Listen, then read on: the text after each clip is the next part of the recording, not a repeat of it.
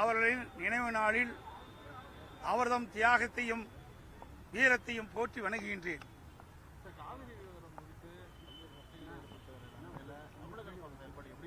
நான் பல முறை அறிக்கை விட்டுட்டேன். தொலைக்காட்சியிலையும் ஊடகத்திலையும் பத்திரிகையிலையும் வெளிவந்திருக்குது. ஆனால் இந்த அரசாங்கம் காவிரி நதிநீர் பிரச்சனை பெறுவதற்கு என்ன நடவடிக்கை எடுக்கிறார் என்று எதுவுமே தெரியல. இன்றைக்கு தமிழகத்தில் இருக்கின்ற அனைத்து இந்திய அண்ணா திராவிட முன்னேற்ற கழகத்திலிருந்து பல அரசியல் கட்சி தலைவர்கள் காவிரி நதிநீர் பிரச்சனை மற்றும் மேகதாது அணை கட்டுவது குறித்து கர்நாடக அரசு எழுப்புகின்ற பிரச்சனைக்கு தமிழ்நாட்டுடைய நிலைமையை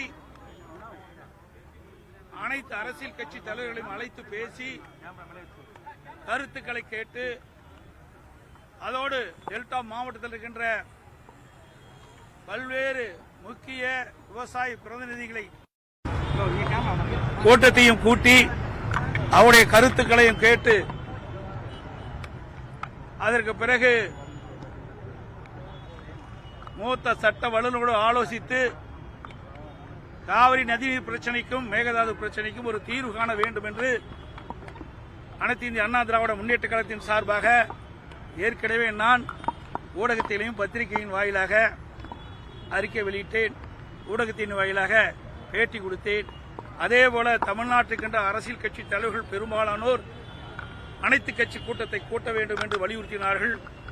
விவசாய பிரதிநிதிகளும் அனைத்து விவசாய பிரதிநிதிகளும் அழைத்து கருத்துக்களை கேட்க வேண்டும் என்று தெரிவித்தார்கள். ஆனால் இந்த அரசு அதை பற்றி எல்லாம் சிந்திக்கவும் இல்லை, கவலைப்படவும் இல்லை, அதை பொருட்டாக எடுத்துக்கொள்ளவும் இல்லை. இது மிகுந்த வேதனை அளிக்கின்றது.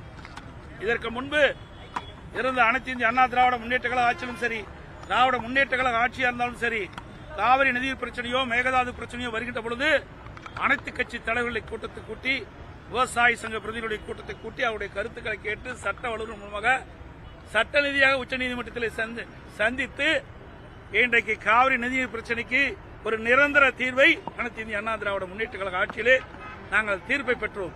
அந்த தீர்ப்பை கூட இந்த அரசு காப்பாற்ற முடியாத ஒரு நிலையிலே இருக்கின்றது என்பதுதான் வேதனையான விஷயமாக பார்க்கப்படுகிறது.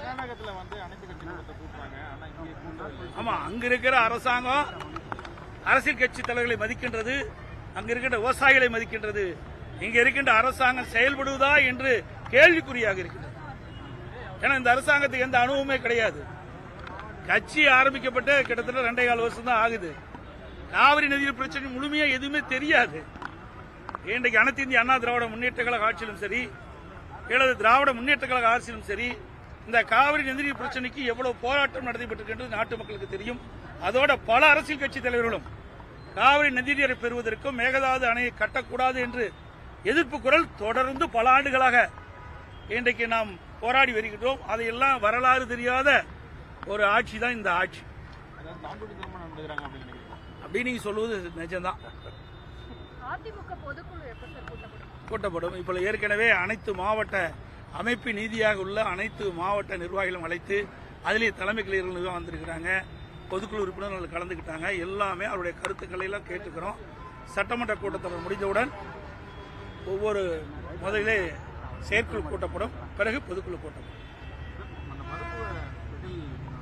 நான் ஏற்கனவே சொல்லிட்டேன், இந்த அரசு கையிலாகாத அரசு.